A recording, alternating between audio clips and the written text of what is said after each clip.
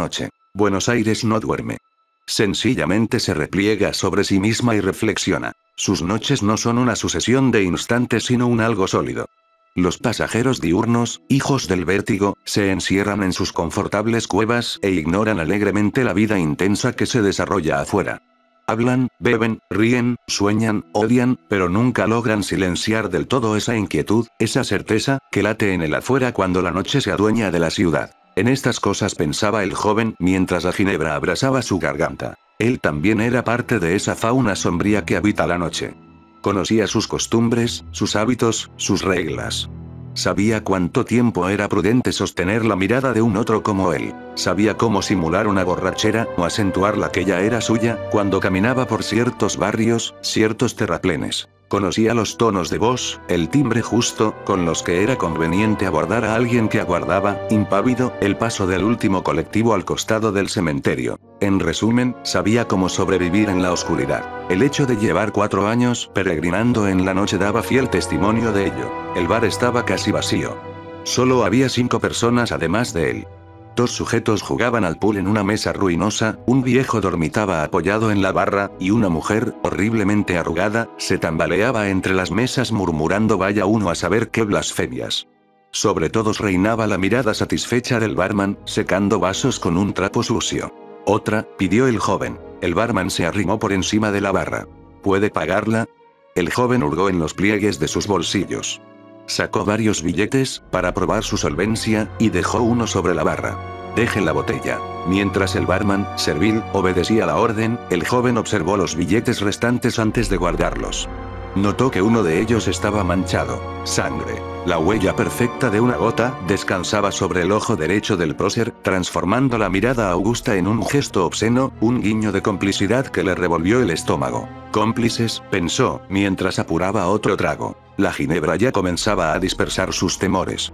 La noche no había sido buena, en realidad había sido desastrosa desde cualquier punto de vista. ¿Por qué esa puta no quiso soltar la cartera? ¿Por qué gritó? ¿No conocía las reglas, las normas, los hábitos? ¿Por qué lo miró a los ojos? Le dolía la muñeca. No recordaba cuántas veces la apuñaló. Evidentemente había actuado bajo los efectos de algún tipo de instinto primordial. El dolor llegó después, como los ecos sordos de un latido monótono en las articulaciones. Recordó haber visto alguna vez una película acerca de un sujeto que apuñalaba a una rubia en la ducha. Sonrió al recordar la escena. Nadie podría apuñalar a alguien con aquella precisión monocorde. La realidad era mucho menos romántica. La víctima no solo grita, ruega, insulta, jura.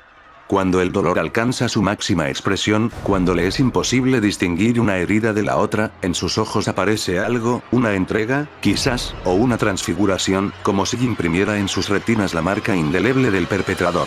En esos ojos, ya secos y ausentes, hay una promesa. La promesa de no olvidar. Sacudió la cabeza para evadir ese pensamiento. Se sirvió otro vaso. El último, pensó, sabiendo que mentía. Todos son el último. La voz venía de la derecha. Era la vieja. Extrañamente, ya no se tambaleaba entre las mesas sino que estaba firmemente plantada, como un árbol soberbio que ha visto demasiados inviernos pero que todavía conserva su nobleza. Lo observaba. Los ojos estaban intensamente fijos en los suyos, inmóviles y fríos. Esperaba una respuesta. «Así parece», dijo el joven. «Siempre me parece estar apurando el último trago. Supongo que podría decirse que todos son el último. Nunca se sabe. A lo mejor mañana pasamos para el otro lado y a otra cosa. Se acabaron las ginebras, las cañas, los bailes. Hay que aprovechar la vida, pibe». «Sí, claro. No se deje ahogar por las penas, querido», siguió la vieja. «Una putita que no vale 2 mangos y usted se pone así. Vamos, no sea dramático. Parece un actor de radioteatro, esos de los martes, no sé cómo se llaman. El amor es pan para hoy y hambre para mañana». «No es amor, abuela», la interrumpió. «Pero qué carácter de mierda tiene el señorito, ¿eh? Che, Carlucho, míralo a este». El anciano derrumbado sobre la barra levantó la cabeza. Hizo un gesto de infinito cansancio, como un muñeco articulado por hilos invisibles. «Hay que bajar los humos, ¿eh? Dijo la vieja, que acá todos somos iguales. Todos somos cómplices». Un temblor lo estremeció, en la medida que algo podría estremecerlo con media docena de tragos encima. «¿Cómplices? Che, Carlucho, míralo a este. No sabe nada. Ahora los mandan así, medios pelotudos. Esta vez Carlucho no se movió. En cambio alzó un dedo nudoso como para verificar que todavía escuchaba. ¿Vos sabes quién sos, pibe? Vamos, abuela, déjese de. ¿Vos sabes lo que hiciste? El joven la miró a través de la niebla del alcohol. Los ojos de la vieja no parpadeaban, no cedían. Lo escrutaban con la astucia del que conoce de antemano las respuestas a sus propias preguntas. Yo no hice nada. ¿Estás seguro, pibe? El joven trató de fortalecer su voz, de darle a sus palabras el tono indiscutible de la verdad. El esfuerzo fue inhumano. La muñeca le latía horriblemente y la cabeza le daba vueltas. En los ojos de la vieja, secos y ausentes, se reflejaba una imagen parecida a un sueño. Una mujer se debatía en los adoquines húmedos. Se aferraba a su cartera como un náufrago a la deriva abrazando una rama milagrosa. Las palabras se le ahogaban, líquidas, entrecortadas, entre los borbotones de sangre que escupía como una fuente. Seguro, dijo. La anciana lo observó durante un instante que se extendió como una substancia pegajosa. Luego se reclinó hacia atrás. Los brazos le colgaban a los lados del cuerpo, simples pellejos que cubrían unos huesos marchitos. Está bien, pibe. A mí también me costó un tiempo darme cuenta. Los sonidos que provenían de la mesa del fondo se fueron apagando. No los vio directamente, sino por el rabillo del ojo. Los hombres habían dejado los tacos sobre la mesa y ahora lo observaban fríamente. Darse cuenta de que... ¿De dónde estaba? Al principio es fácil desorientarse. Uno pierde un poco la noción del tiempo, pero al final te acostumbras. No es tan malo, al menos acá adentro. Afuera es diferente. Afuera nos esperan ellos. El joven oía las palabras, las interpretaba, y sabía que solo eran los desvaríos de una vieja alcoholizada. Sin embargo, un temor negro y abyecto se agitaba en su interior. Algo que no podía identificar claramente, pero que se percibía como un reflejo físico, un instinto. Quédese con la botella, abuela. Salió. El aire helado de Buenos Aires le bañó el rostro. Caminó por una calle desierta. Tétricos charcos de luz iluminaban alternativamente los adoquines. La noche se le antojó menos familiar que de costumbre. Pasó por un portón verde y se detuvo. Adelante, allá en la esquina, se veía la figura de alguien recortada contra la luz de un farol. La idea de dar un rodeo le pareció absurda, al igual que sus temores. Avanzó. A medida que se acercaba, sus músculos se fueron tensando. Cada paso que daba iba definiendo a la figura que se perfilaba adelante. Lo que al principio le pareció una silueta inmóvil no lo era en realidad. No avanzaba ni retrocedía, pero era evidente que se movía. Apuró el paso, más para barrer definitivamente sus temores que por verdadero coraje. Deseaba con toda su alma llegar y ver que se trataba apenas de un hombre, o de un demonio, o lo que fuera, pero que dejase de ser simplemente una sombra. Cuando estuvo a unos 30 metros su mente ya anticipaba la verdad. Resignado, se acercó. En principio no había una sola figura sino dos. La primera esgrimía el cuchillo infame. La segunda se debatía en el suelo aferrándose a una cartera. Oyó los gritos, una sinfonía desgarradora que rogaba clemencia entre las burbujas de sangre que reventaban en pequeños estallidos.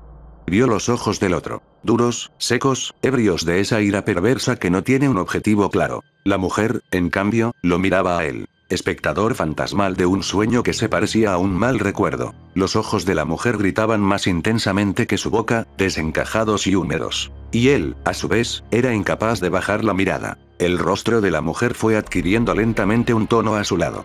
Las heridas sangraban menos mientras el otro abría otras nuevas, preso de un furor insaciable. La carne lacerada ya no palpitaba, pero los ojos seguían fijos en él. Creyó ver su sombra reflejada en ellos. Se alejó. Ya sabía cómo terminaba la escena. No se sorprendió de que cada esquina, como un mantra, repitiese la misma secuencia. Trató de imaginar de quién se ocultaría la vieja del bar. Seguramente le sobraría el tiempo de averiguarlo. Retrocedió hacia el bar, único refugio de esa eterna repetición que se desarrollaba en cada esquina. Buenos Aires no duerme, ni siquiera cuando es el escenario de una pesadilla.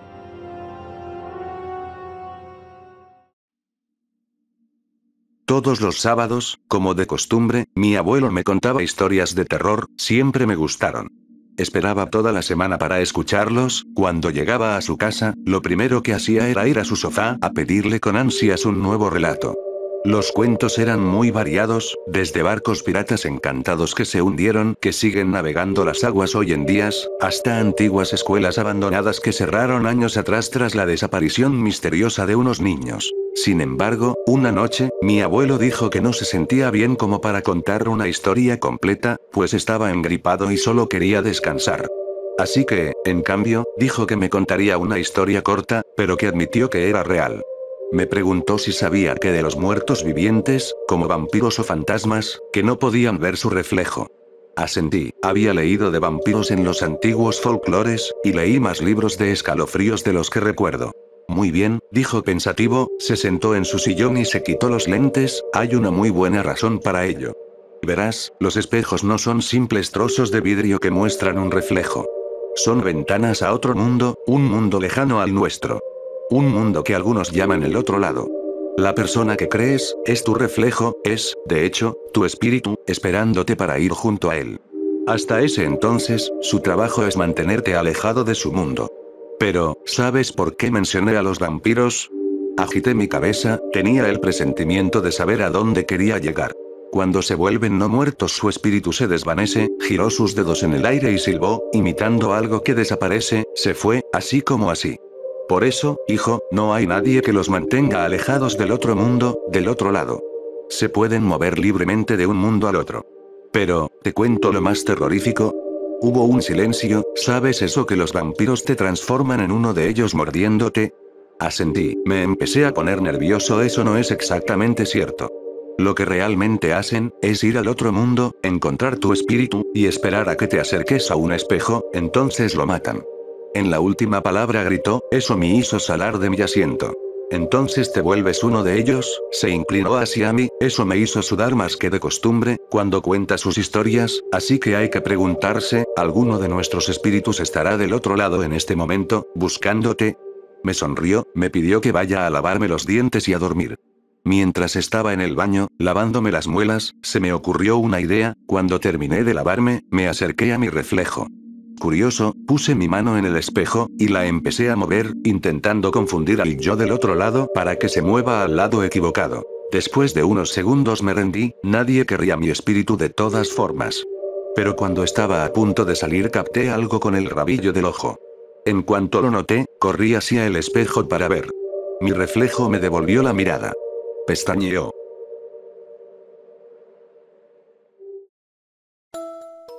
Me acuerdo con horrorosa claridad de aquella semana en que le mentí a mi familia entera y tuve a mi abuela muerta refrigerada por 3 días.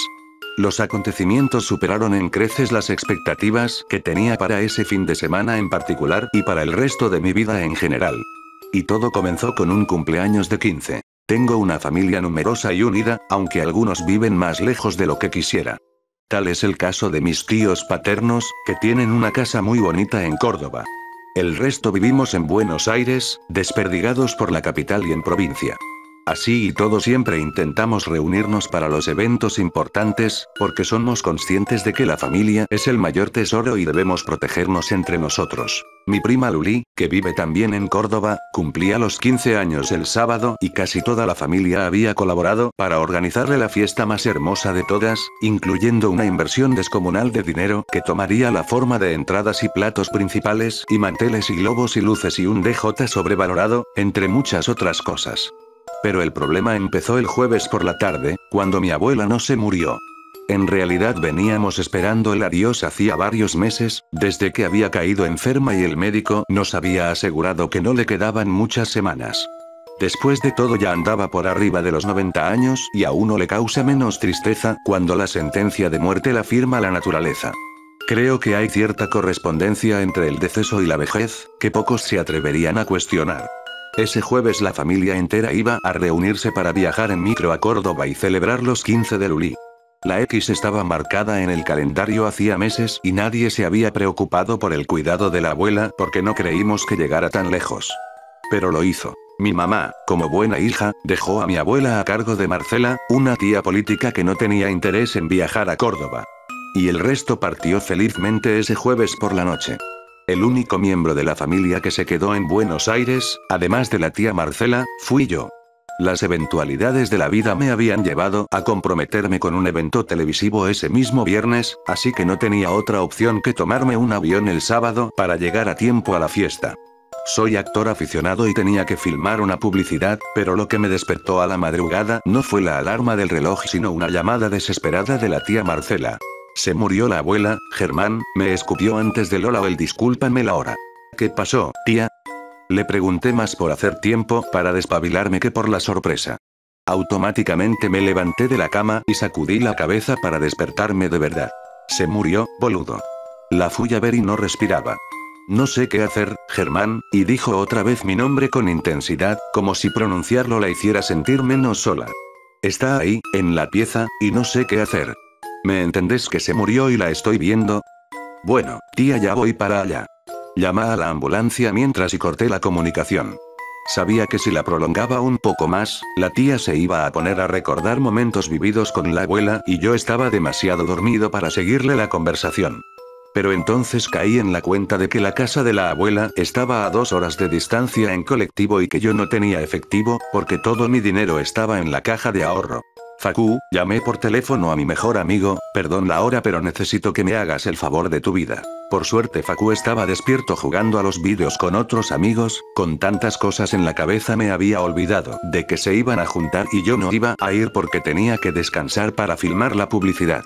En cuestión de minutos escuché la bocina del auto y salí corriendo hasta la puerta del copiloto porque, además de todo, estaba garuando. Facu es una de esas personas que siempre está al pie del cañón, pero que no habla más de la cuenta. En medio de la desesperación de no saber qué hacer, contar con su silencio durante todo el trayecto me resultó más reconfortante que cualquier frase de Paulo Coelho que pudiera haber intentado citar. 1 hora y media después llegamos a la casa de la abuela. Aunque Facu no hubiera sabido la altura exacta, el tumulto de gente que había en la puerta le habría indicado a cualquier conductor que se trataba de la escena de una tragedia. Los vecinos cruzados de brazos y cabizbajos, los más prudentes bajo la protección de un paraguas desgarbado. La tía Marcela estaba pálida y con el pelo atado de cualquier forma, hablando con la señora que vivía al lado. Todavía estamos esperando la ambulancia, Germancito, me dijo a modo de saludo la tía. Parece mentira, pero ninguno quiere quedarse adentro. Está bien, tía, le sonreí con cansancio. ¿Cuándo hablaste por última vez con la abuela? Quiero decir, antes de que, cuando cenamos, nene estaba bien, viste que a veces se iba un poco pero hoy estaba bien, me preguntó por vos y todo. Quería saber si ibas a ir al cumple de Luli. Pensar en el cumpleaños me hizo caer en la cuenta de que tenía solo unas horas para volver a mi casa y prepararme para ir a filmar. Necesitaba que la ambulancia llegara lo antes posible.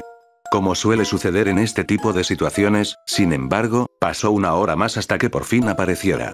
Entonces guié a los paramédicos hasta la habitación y miré desde lejos cómo se llevaban a la abuela de ahí. La tía y yo seguimos la ambulancia en el auto de Facu hasta el hospital correspondiente y pasamos el resto de la noche haciendo el papeleo de la obra social para determinar dónde se haría el funeral y dónde sería el entierro. Es increíble pensar todo lo que queda por hacer una vez que te morís. Y lo peor de todo es pensar que todos aquellos servicios suponen dinero del que ya no dispones.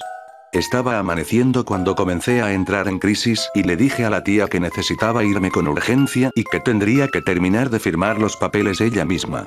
Pero si ni siquiera tengo el mismo apellido, Germán, me dijo con los hombros hundidos, si vos no podés encargarte voy a tener que llamar a tu mamá. La puta que lo parió, dije en una especie de grito ahogado. Me olvidé de mamá.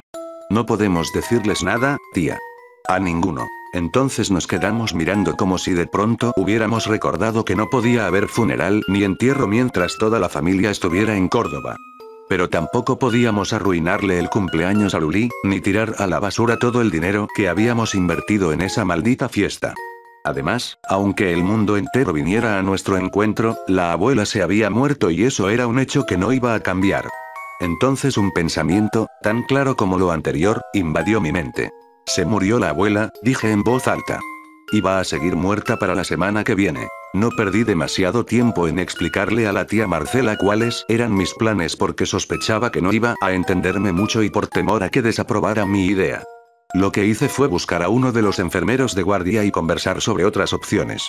Me contactaron con una agencia que se hacía cargo de estas situaciones particulares y para cuando terminé de firmar los papeles, un transporte privado se llevó a la abuela a una especie de almacén donde se podían refrigerar los cuerpos y así evitar la descomposición. Algo así como una morgue privada. Estaba tan cansado que ni siquiera me detuve a considerar las consecuencias éticas de lo que estaba haciendo. La tía Marcela estaba tan afectada, que no me quedó otra opción que llevármela a mi casa para que descansara un poco. Facu tuvo que conversar con ella todo el camino porque no se callaba, mientras yo intentaba dormir en el asiento trasero.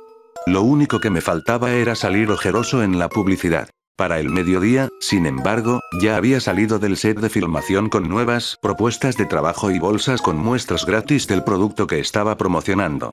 Cuando llegué a mi casa, encontré a la tía completamente dormida en mi cama. Seguía tan agotado, que simplemente me dejé caer a su lado y no me desperté hasta el otro día. Germán, escuché la voz de la tía entre sueños, vas a perder el vuelo. Me tomó más de la cuenta despabilarme y ya era la segunda vez que la misma voz me despertaba con malas noticias. Esta vez, sin embargo, me llevó menos tiempo comprender sus palabras y me levanté sobresaltado. Aún tenía algunas horas para prepararme, así que desayunamos en silencio y solo le pedí que no le dijera a nadie lo que había pasado, al menos hasta después del cumpleaños de Luli. Nadie más tenía que pasar por el estrés que nos estaba consumiendo a ambos. Por supuesto que la tía no estaba de acuerdo, pero ella también había aportado dinero para Luli y solo cuando puse esa carta sobre la mesa fue que accedió a mi pedido. Por la tarde abordé el avión y mi hermano me fue a buscar al aeropuerto. En cuanto me vio, supo que algo había pasado. «Hey, ¿te fue mal en la filmación?», me preguntó antes que nada. «Se murió la abuela, boludo», solté sin más. Sin la tía Marcela, necesitaba otro cómplice. Mi hermano estuvo de acuerdo conmigo en que no teníamos que decir nada y comprendió, como yo, que no nos quedaba otra opción que guardar el secreto por el bien común. La fiesta comenzó alrededor de las 8 de la noche y tuve que ponerme un traje oscuro con zapatos y todo. El vestido de Luli era rosado y extravagante. La familia entera estaba luciendo sus mejores prendas y sonrisas para las fotos y los vídeos. Yo mismo estaba poniendo en práctica mis dotes actorales para desviar la conversación cada vez que mamá comentaba lo raro que era que la tía Marcela no le respondiera los mensajes. Con el correr de las horas comencé a tomar de más, y para la madrugada ya estaba completamente borracho. Déjenme decirles que eso de que al otro día no te acordas de nada, es pura mentira. Puede ser que el alcohol te desinhiba un poco, pero te acordas de cada palabra. Por eso sé que cuando me senté en la mesa a refrescarme mi papá, que estaba tan borracho como yo, dijo entre risas: «Si la vieja viera lo que gastamos, se cae muerta de una vez». Entonces mi mamá le pegó en el hombro, como suelen hacer las esposas cuando sus maridos dicen alguna idiotez. Lamentablemente yo no tenía ninguna pareja que me detuviera antes de que pudiera responderle. «No necesita ver nada», grité antes de soltar la carcajada, porque ya se murió y la tengo en una heladera. Los que estábamos borrachos nos reímos, pero había personas que no habían tomado tanto alcohol o que no compartían nuestro sentido del humor. Una de esas personas era mi mamá. «¿Qué decís, Germán?», me preguntó mientras me revoleaba una servilleta. «Se murió el jueves. ¿Qué querías que hiciera?». Creo que tuvieron lugar 2 o 3 oraciones más por mi parte antes de que los demás comprendieran que no era ninguna broma y efectivamente la abuela estaba en una heladera esperando a que acabara el festejo, que terminó con mi mamá llorando desconsoladamente y mi papá mirándome mal, mientras mi hermano se hacía el desentendido. Recién para el domingo a la noche pudimos volver todos a Buenos Aires, algunos en avión y otros en micro. La tía Marcela había reunido el coraje necesario para organizar el funeral y llegamos todos a tiempo para despedirnos, aunque yo había hecho mi duelo varios días antes. Entre apuros, idas y venidas, ni siquiera tuve que cambiarme. Después de todo el traje me servía para celebrar la vida y la muerte.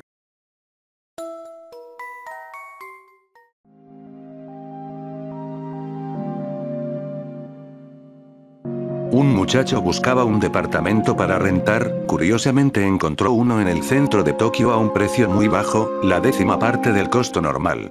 Era un departamento en un primer piso, cerca de las escaleras de acceso. Quienes han tenido oportunidad de ver los edificios en Japón recordarán que es común que las escaleras de acceso siempre se encuentren a un costado, justo para desembocar en la calle.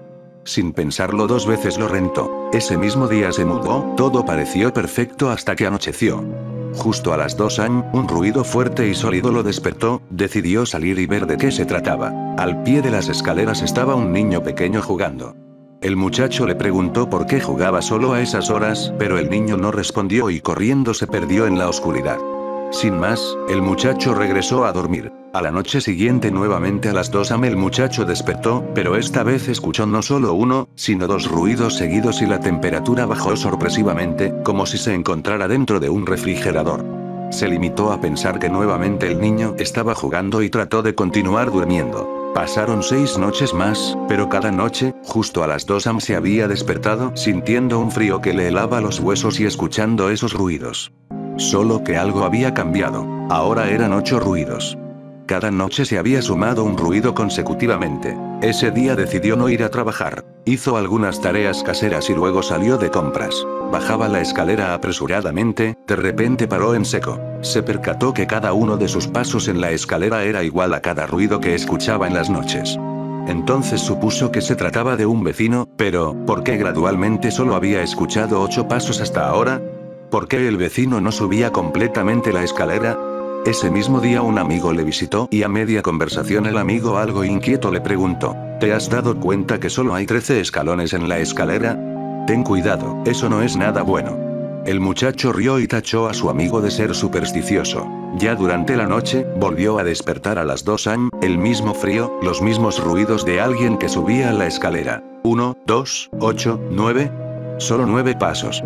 Y esta vez recordó las palabras de su amigo y le costó más trabajo conciliar el sueño. Pasaron 3 días más, el muchacho ya ojeroso y cansado sin soportar más desvelo, la noche anterior escuchó 12 pasos, tuvo la esperanza de poder dormir, sin embargo, otra vez a las 2 am repentinamente despertó, el frío fue más intenso que las otras noches. Comenzaron los pasos y a cada paso una sensación de temor le inundaba sin saber por qué, sentía que algo se acercaba, 10, 11, 12, 13.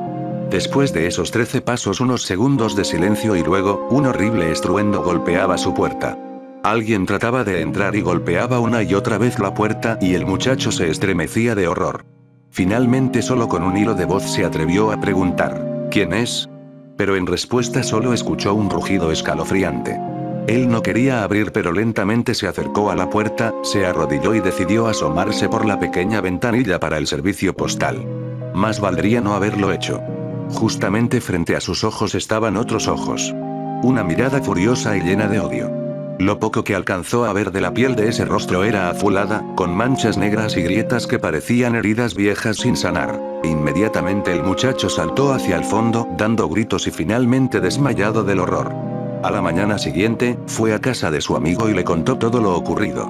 Ambos decidieron hablar con el dueño de esos departamentos, era un anciano. Al principio el anciano se negaba a hablar con ellos, pero después de escuchar lo acontecido, se paralizó y con una mezcla de sorpresa y horror comenzó a decir, entonces es verdad.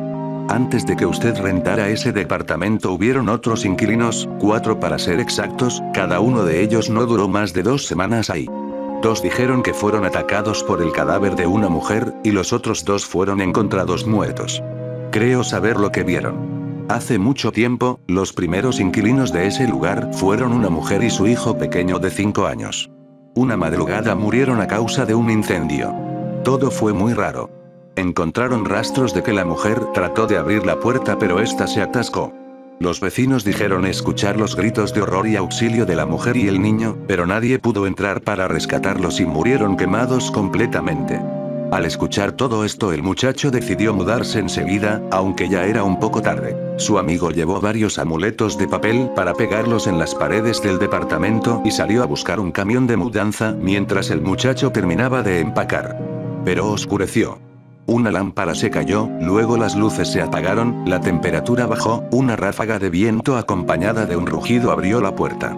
El muchacho solo alcanzó a ver que el rostro macabro de una mujer estaba muy cerca de su rostro. Cuando el amigo regresó y vio la puerta abierta se acercó corriendo, temiendo lo peor.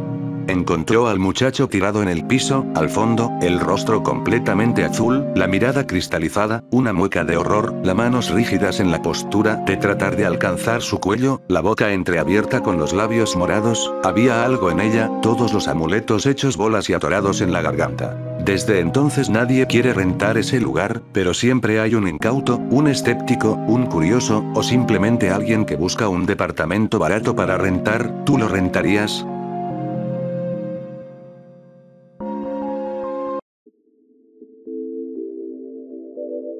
Corre. Rápido, huye. Vamos.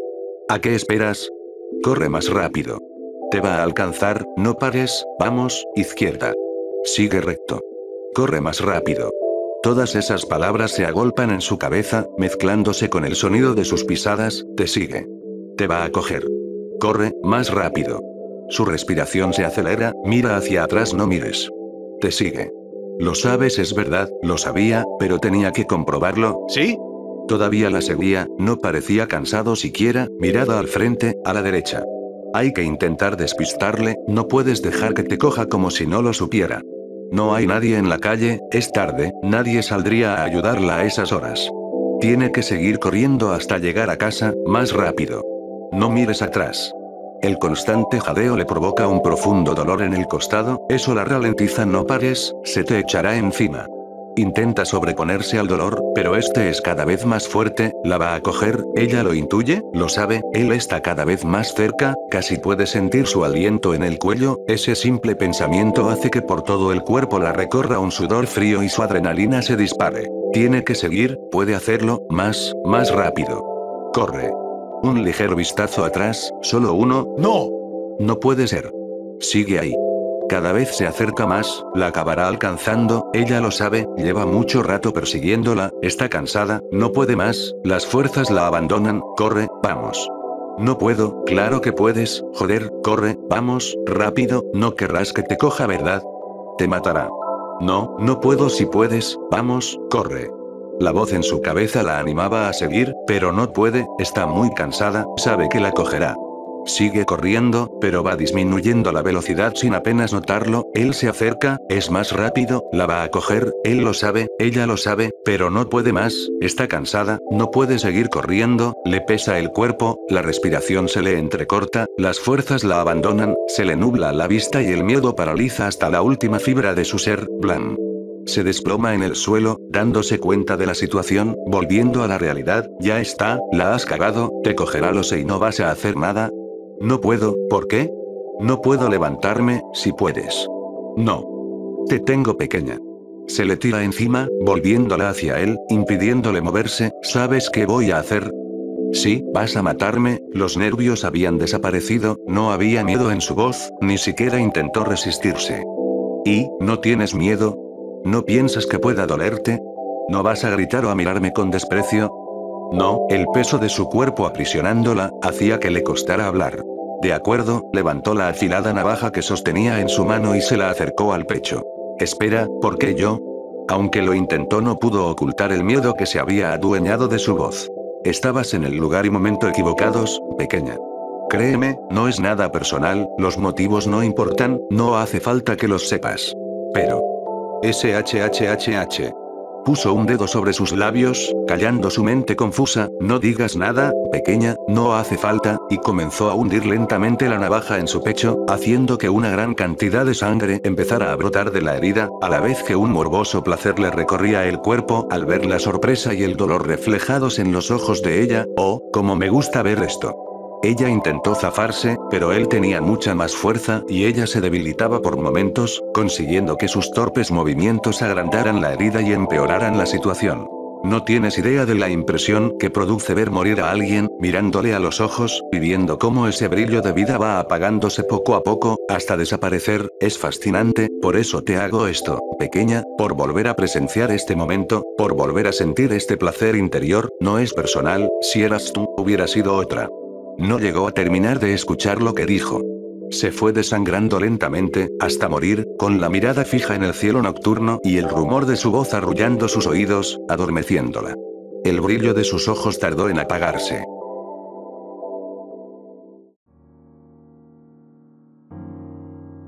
Mi mujer y yo nos casamos cuando estábamos en el último año del instituto. La primera vez que fuimos tan tontos como para hacerlo, ella se quedó embarazada.